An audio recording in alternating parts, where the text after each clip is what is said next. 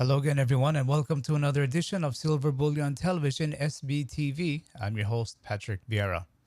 Today, our guest is Danielle DiMartino Booth, CEO and Director of Intelligence for Quill Intelligence LLC, a research and analytics firm.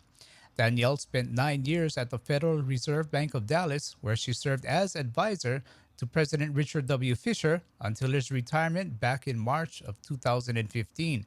Now, sounding an early warning about the housing bubble back in the 2000s, DiMartino Booth has earned a reputation for making bold predictions based on her detailed research. She is also the author of the Amazon bestseller, Fed Up, an insider's take on why the Federal Reserve is bad for America. And we are delighted to have her here today as our guest. Good day, Danielle, and welcome to SBTV. Doing great today. How are you? I'm doing fine myself. Thank you. Thank you for asking. After Wall Street, you were a daily financial columnist with the Dallas Morning News before you joined the Dallas Fed. And in your writings, you did start to sound early and repeated warnings of problems in the housing market. At that time, what got you noticing the problems in the housing market? What were you seeing at that time? Well, I had actually been on Wall Street when one of the very first collateralized debt obligations was introduced. This was 2001. Yes. And I remember sitting in the room and thinking to myself, well, that's an interesting construct for a security. I'm not quite sure who would ever want to own that equity tranche. And in the end, of course, the riskiest portions of those pooled mortgages ended up being the most attractive. And I was able to keep my contacts up on Wall Street and find out what the pricing of these securities was, which was just haywire. And it was a very simple math for me to do to be able to tell that there was a massive bubble in residential real estate. Right. And we're talking about the CDOs at that time, right? Yes, the pooled mortgages that contain subprime mortgages that the credit rating agencies somehow, some way, through alchemy, ended up being able to give a AAA credit rating such that institutional investors, pension funds, insurance companies were able to put them on their balance sheets. Okay. And but what was the feedback you were getting from your readership at that time as you were writing these articles in the paper? Was anyone taking it seriously at that time? I think they call it hate mail. So I was very, very, very unpopular for being as strong as I was in my views at the time.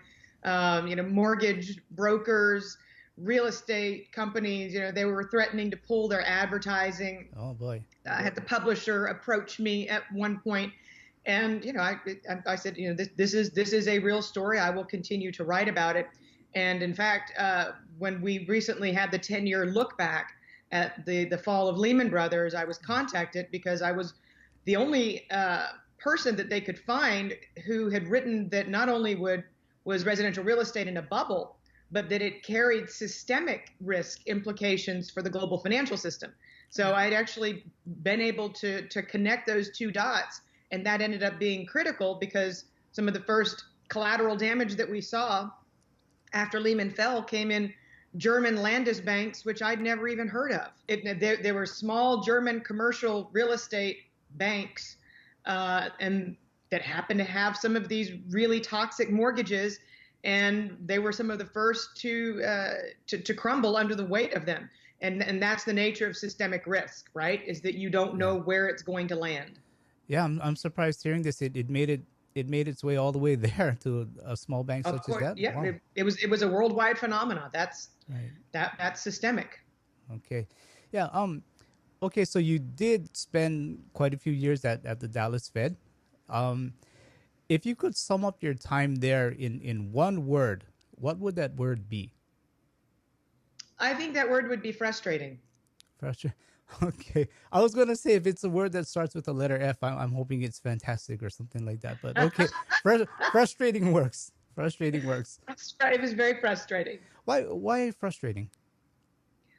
Well, when I arrived at the Fed in 2006, I was highly aware at the time that we had a serious problem on our hands in housing.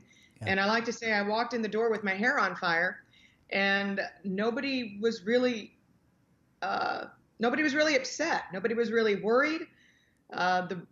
The chairman at the time had reassured the world that subprime would be contained Yeah. and that we would not see nationwide home price declines. And most of the people on the inside took Bernanke, and Greenspan before him took the two individuals for their word, despite the fact that there was evidence staring them in the face that refuted the very calm views that were coming out of the New York Fed at the time and Washington, D.C. Yeah, I mean, because you've mentioned in your book how the Fed is basically full of PhDs. How did all of these PhDs miss this train wreck that was coming? I think in your book you called it group stink. Was it because of this group stink? It was because of group stink, and that was the best term that I could come up with, other than another word that might start with F. Um, but Fabulous. no, it was their models did not incorporate the advent and the explosion of this financial innovation. That was the terminology that they used to describe the opening up of the mortgage market Mm. to borrowers that had previously not been qualified. So I said, you can call it anything you want. You can call it financial innovation, but just because it doesn't fit into your models historically and cannot be seasonally adjusted does not mean that it should not be taken into account first and foremost. Yeah, I know. I think a lot of us know the Fed is, let's just say, highly dependent on their model, on their models. But learning from that time, have they? Well, I should say, have they learned anything from that time, or are they still depending on their models, or have they created ways to spot these things from happening? I mean, before they happen again. You know, I have been a very vocal advocate for Jay Powell. He is, of Mm. course, the first non-PhD in academics to be at the Fed since Paul Volcker in the 80s. And he gave a very important speech in Jackson Hole in which he stated that inflation should not be the primary determinant of monetary policy because going into the last two downturns, it failed to flag the crisis that was coming. Right. So I was appreciative of of that sentiment, but by the same token, in his more recent comments, he did not bring up financial stability.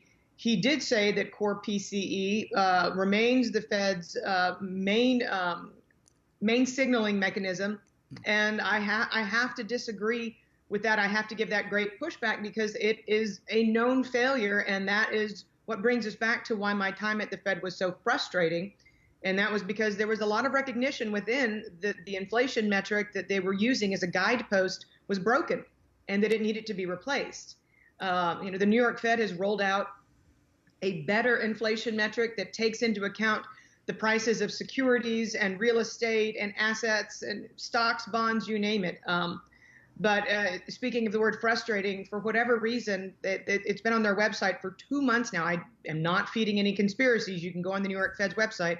They have not released this inflation metric for 2 months in a row, which it's because it's so hot. In my opinion, it's so far above the Fed's 2% target.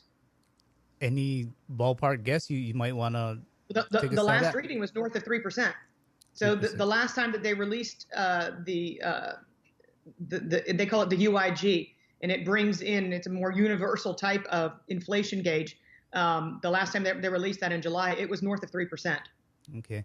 Yeah, in your book, hang on. In your book, Fed Up, great book by the way. You do get a sense that you were quite frustrated at that time with being with the Dallas Fed.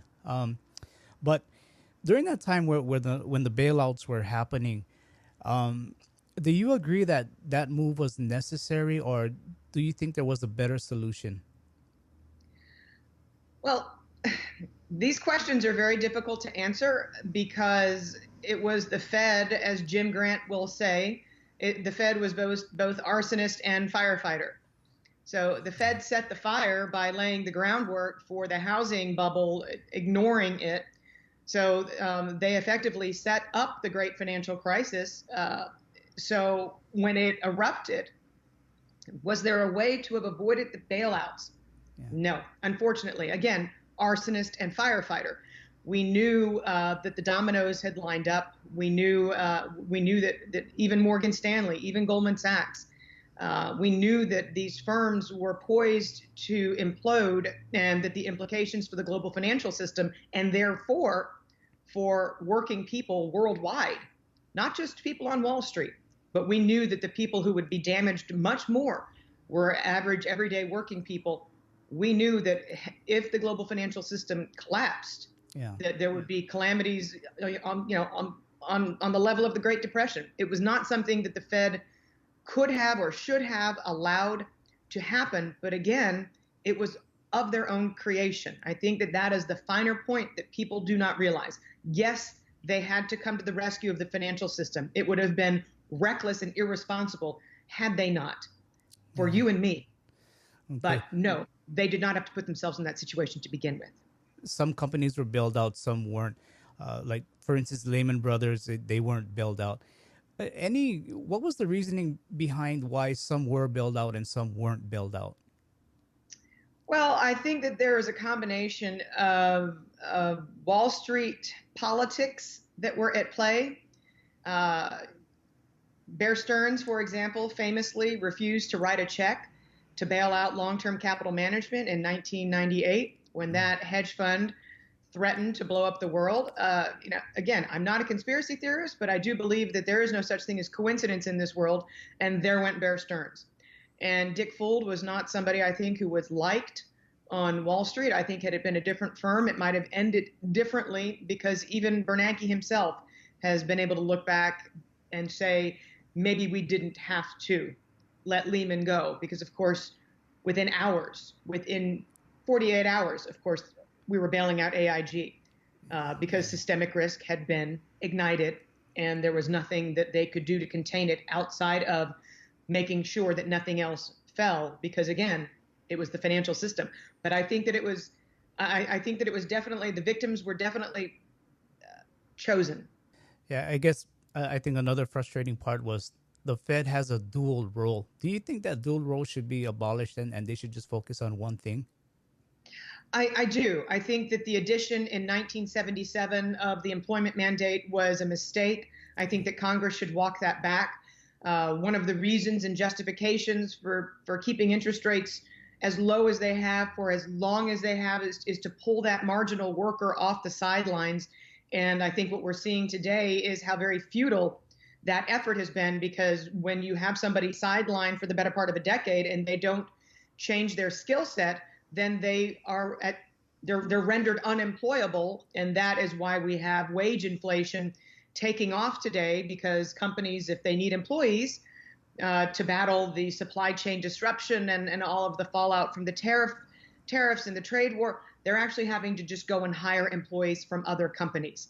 And that is what ignites wage inflation. And I think that it is a pure reflection of the fact that the Fed's policy backfired, and that they need to focus solely on maximizing the value of the dollar in your and my wallet. Okay. And but today we hear the word the everything bubble, and a lot of people do think that this everything bubble was created by also again Fed policy, cheap money basically. In your opinion, who do you think benefits the greatest from the cheap credit from the Fed's monetary policies?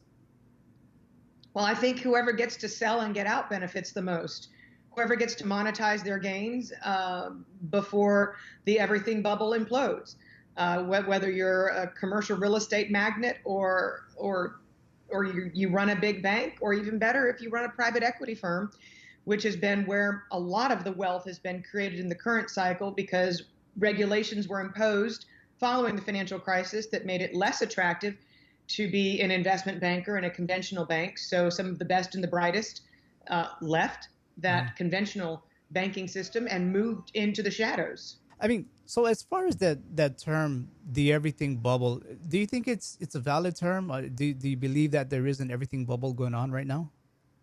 Well, I mean, I don't want to be an alarmist, but I will say that the differentiating factor between the years leading into the financial crisis and where we are today is that quantitative easing didn't exist in prior downturns. So we didn't have central banks blowing up their balance sheets. And the policy of the Fed was not something that was international. Right. And it went international. If you look as a percentage of gross domestic product at how much the People's Bank of China or the Bank of Japan or the Bank of England or, my gosh, the ECB, as a percentage of GDP, these other countries have blown up their balance sheets appreciably more than we have. It makes the Fed look like novices, really, when it comes to the money printing game. And when you add it all up, it is 22 trillion and still counting. And the ramifications of that is that cheap money has been looking for a home worldwide. So we have, whether it's emerging markets or developed markets or commercial real estate globally, or residential real estate in places like Australia and Sweden and Canada, and stock markets everywhere, and bond market, you see that if there's any kind of a fallout in the U.S. financial markets, you can go to sleep at night and be safe assured that you're going to wake up in the morning and find out that things were that much worse in Hong Kong and things were that much worse in China. And that is, we're not anywhere near being able to see the aftermath of what's to come, but we do see evidence that there is definitely the ability for contagion to take hold. Yeah, I guess that's where that phrase, when the U.S. sneezes, the rest of the world catches the cold. It does, but the stakes are higher. Yeah, absolutely.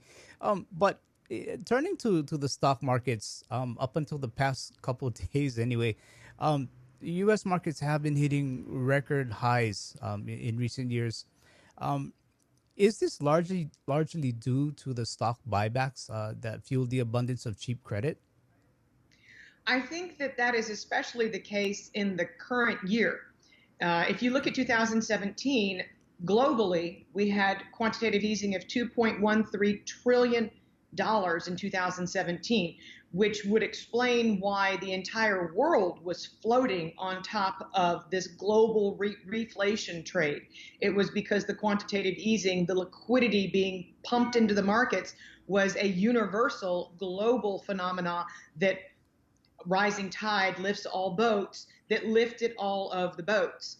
And the differentiating factor, if you look at a graph today of the S&P 500 versus the rest of the world stock market, it looks like a yawning gap with the rest of the world deeply underperforming the United States. And to answer your question, the factor that sets us apart from the rest of the world is the fact that we've got $850 billion of record level buybacks that have been fueled and helped by repatriation of profits.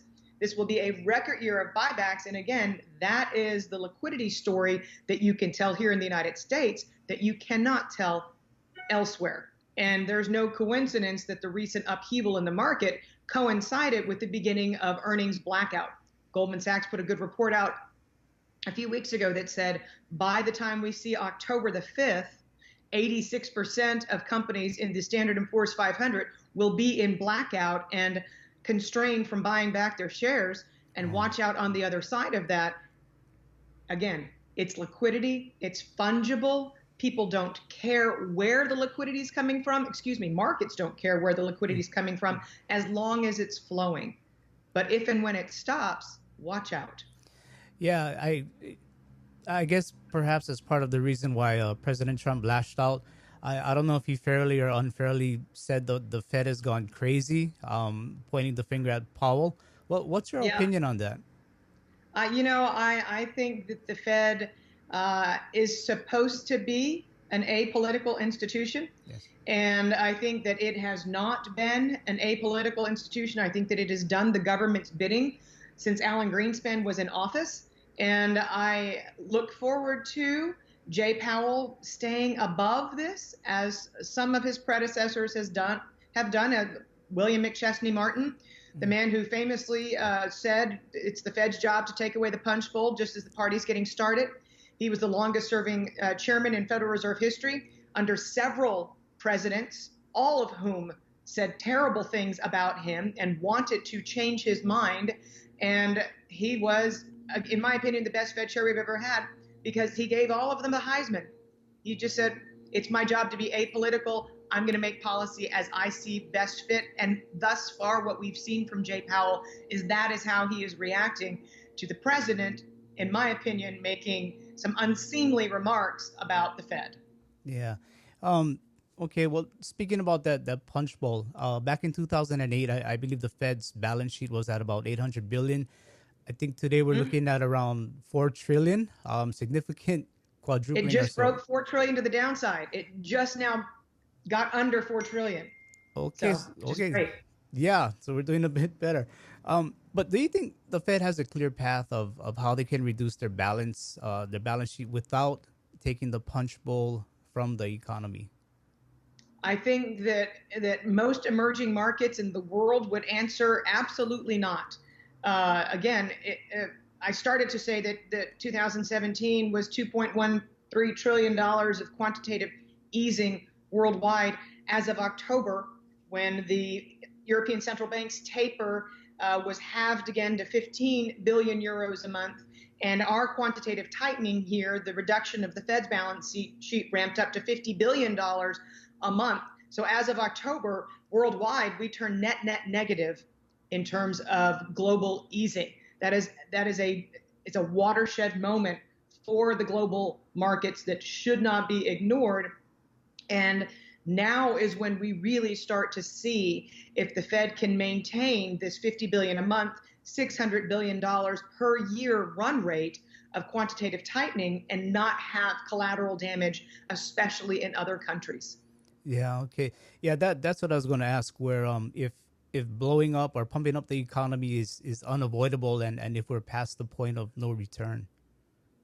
I don't know. I don't know that there are any easy answers. There's certainly not a silver bullet at this point because valuations are as stretched as they are.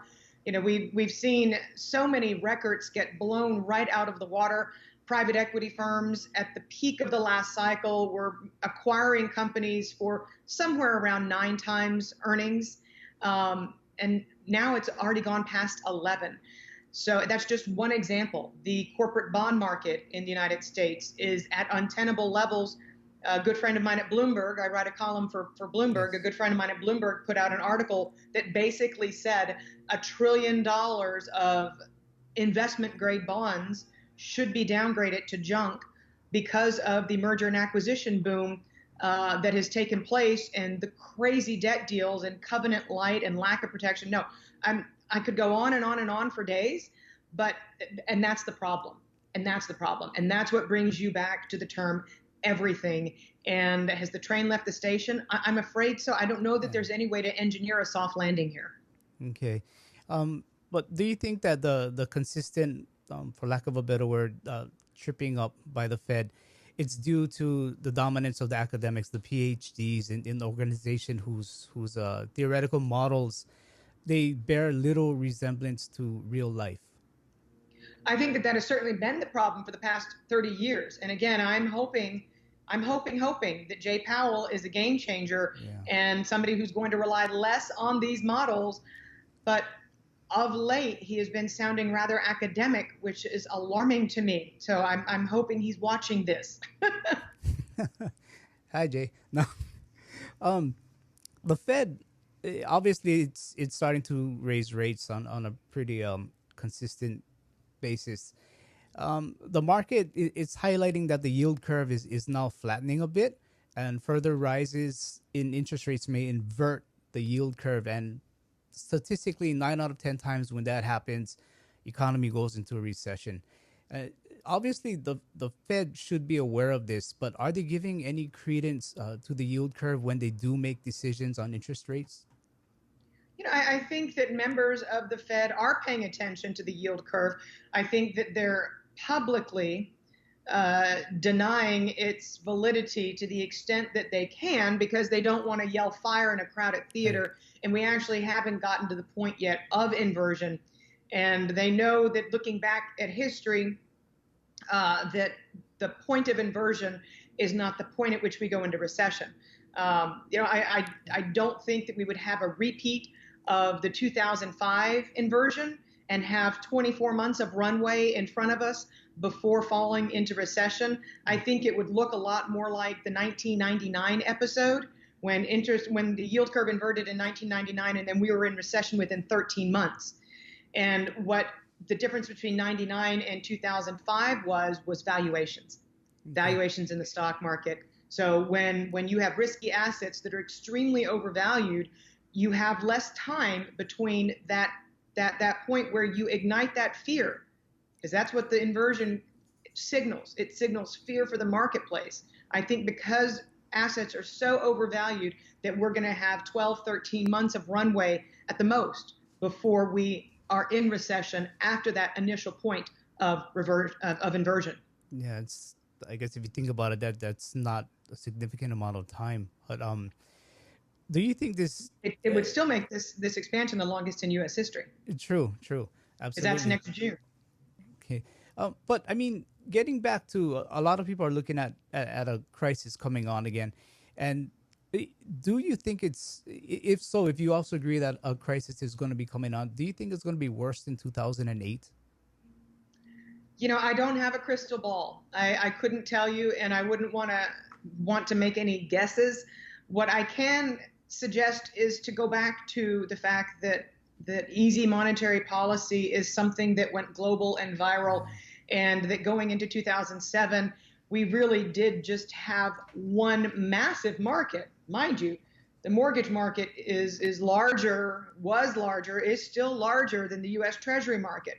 So subprime loans, subprime mortgages going into that crisis were at their peak, $3.2 trillion. And that was sufficient. That was sufficient to put the world in recession and trigger a financial crisis. You can add up the different asset classes, whether it's leveraged loans, whether it's junk bonds, whether it's the $1 trillion of air quote investment grade bonds that should be downgraded to junk. Yeah. There is more tinder, if you will, to ignite a fire. And so I hope, for the sake of, again, working men and women, because they're the ones who suffer the most in the end. And the inequality divide is ripping apart our country and other countries. So I hope, for the sake of the country, that it is not worse. But mathematically, looking at what we see, the evidence in the financial markets would suggest to us that it will be worse. Yeah.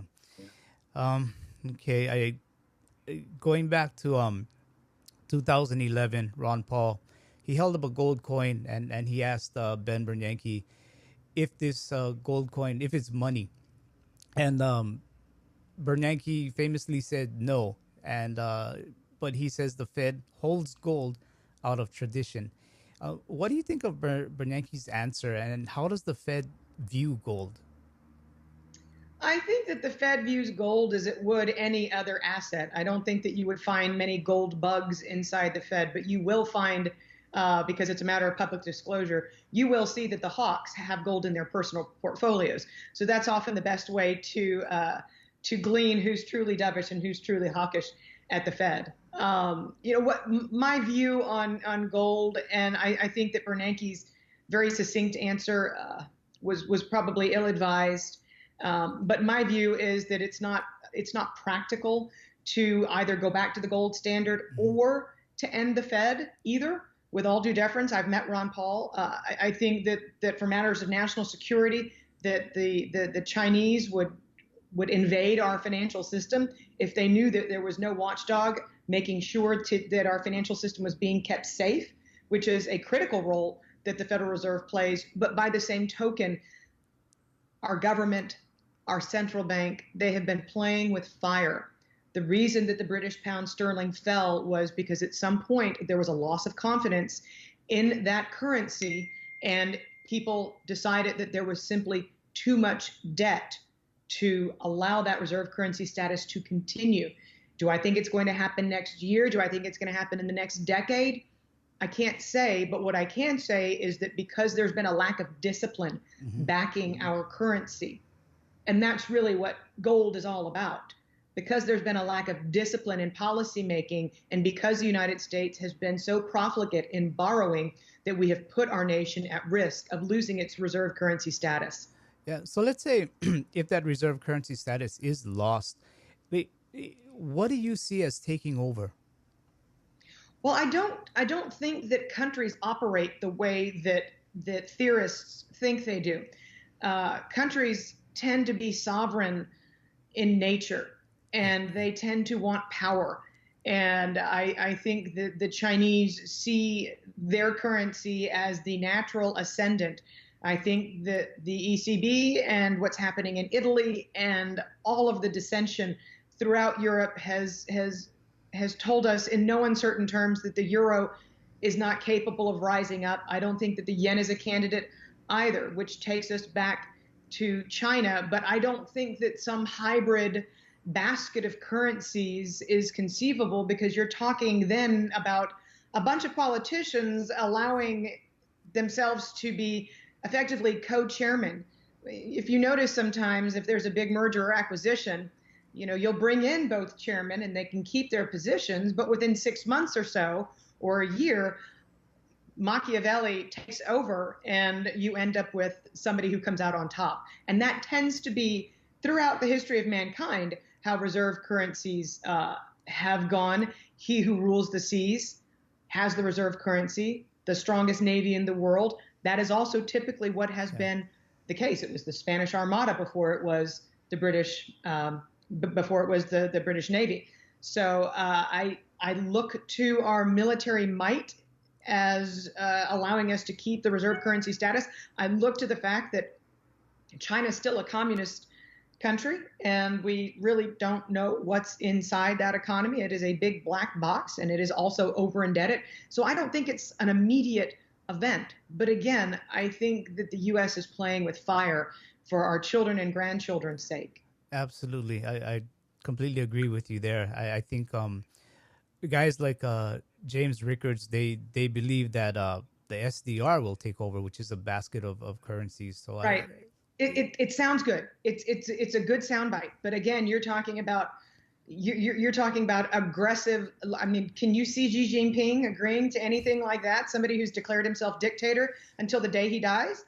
It's not. We're talking about large egos here, and large egos and compromise don't tend to get along. Okay.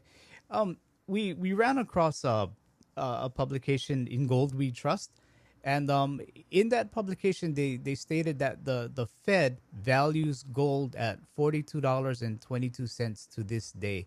You know anything about that?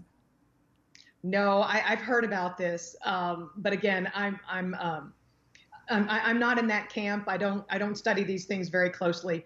Again, I look at the markets purely through the prism of I perceive gold as being something that is so extremely valuable to investors.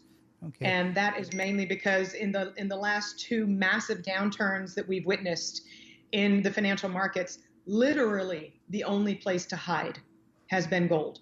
It has proven to be the ultimate diversification tool for investors because it is the ultimate safe haven. Okay. Danielle, if you were in charge of the Fed, the Federal Reserve System, what would you do to make it better? Well, there are several things I would do. They're all outlined in the final chapter of the book. I didn't get there yet. No, but you will enjoy, I promise. Okay. I would start by giving that second mandate right back to Congress. Thank you, but no thank you. And that would obviously take an act of Congress. I think that the Federal Reserve should be comprised of 10 regional districts. It's no mistake right now that Silicon Valley and some of the crazy bubblish economic activity is occurring in California, that Wells Fargo was obviously not playing by the rules, and that Countrywide Mortgage and a lot remember New Century? It's no mistake in my mind that there's not enough regulation on the West Coast. I think that the lines that were drawn in 1913 no longer reflect the United States economy of today. California is the largest economy. Yes. Texas is the second largest economy, and New York is the third largest economy. By the same token, a lot of the Federal Reserve districts in the Midwest just suck up taxpayer money for no reason. They could all be absorbed into Chicago and call it a day.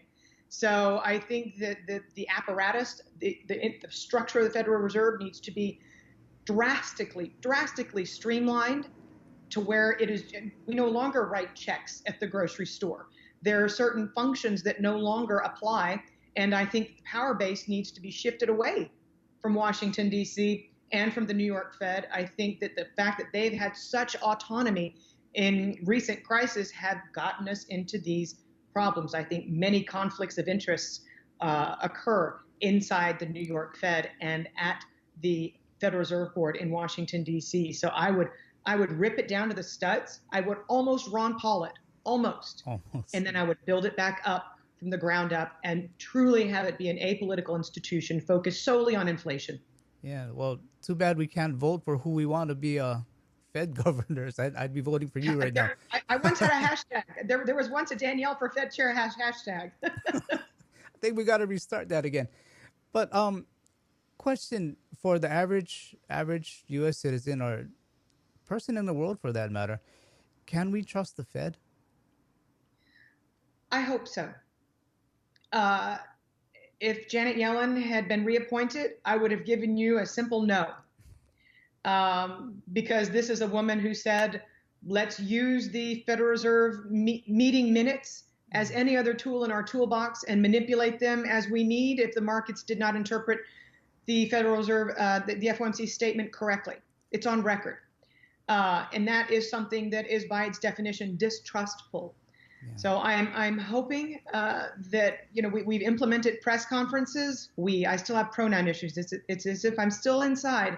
The Federal Reserve has implemented press conferences following every meeting, which means that they're starting to grow up and be accountable and make every meeting for taxpayers count. And Jay Powell has, he's gotten rid of forward guidance.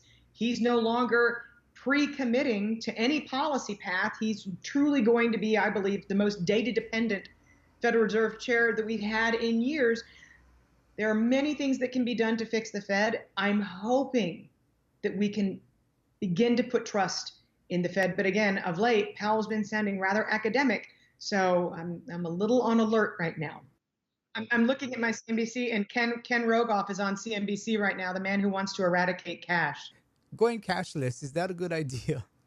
Ask people in India. No, it's not a good idea. Yeah, no, it's just a way to exert control. And I have to disagree with that because I don't think the Fed needs any more control of our financial lives. Thank you very much. Yeah. So, for our Bitcoin buffs, you think the Fed will come out with some type of crypto coin? I think they have to. It goes to national security. I don't think they have a choice because if the Russians and the Chinese are already there, then we have to have one, or they would have a tool with which to take advantage of us, and that we can't have that. Okay. So it's not a choice. And it's not something that they would necessarily, I'm heartened because Randy Quarles, who's new to the Fed, and Powell both have said in deference to Ken Rogoff, they've both said that if there is Fed coin, it will be just as anonymous as any cash transaction would be. And that's the key because the Russians and the Chinese, they're going to be watching what their citizens buy. They're going to be using sovereign cryptocurrencies as a means to monitor their populations. And that's what we can't have here in the United States. Yeah, because that's always been a concern where it may not necessarily be the coin, but it's the blockchain because everything will get put on that blockchain and it may not be so anonymous anymore. I think that by the time we end up there as a nation, I think that quantum computing will have taken over by that point, and which renders the blockchain kind of it takes the mining out of it. It takes a lot of the securities out of it. Yeah. It's prohibitively expensive, but once they get it up and running, I don't know how much you've read about quantum, but once they get it up and running, it will make it so much more secure and seamless. Okay. Before we wrap up, could you let our listeners know more about your work and what you're currently working on? Yes, I am now CEO of a company named Quill Intelligence, and the reception of the book Fed Up was so tremendous that I recently decided to augment, because I really don't need to sleep ever. So I recently decided to roll out a daily publication. In addition to the weekly newsletter that I put out for institutional investors, I recently introduced what's called the Daily Feather. And it is $25 a month, every single trading day of the year. And it is a continuation of financial literacy and understanding what all of the gobbledygook means. It's a translation of what's happening in the markets, and it is a forward-looking daily newsletter. And it's gone really, really well. And I'm pleased because I'm reaching the same people who read the book all over again. And it's like coming home. So quillintelligence.com. Come find me and follow me on Twitter. It's never boring. Absolutely. At DiMartino Booth. Absolutely, we'll do that. Do you plan to write another book soon? This book, Well, you never know. I'm about halfway through, and it's absolutely incredible. It's good to hear the views or what an insider actually knows instead of people kind of guessing what's going on there. It is not an evil institution. It is a broken institution. Okay, I guess we can trust broken, but evil's a different story. But Danielle, we thank you for your time. We appreciate you speaking with us, and we're definitely going to send our viewers to your website and to your Twitter.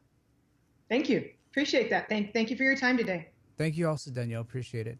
You've definitely relaxed me when it comes to the Fed. That was Danielle DiMartino Booth of Quill Intelligence. For more of her insights on the Fed and the global economy, please read her book, Fed Up, an insider's take on why the Federal Reserve is bad for America, or visit her website, dmartinobooth.com. If you like this video, please hit the like button and subscribe to the SBTV channel to be updated on new content.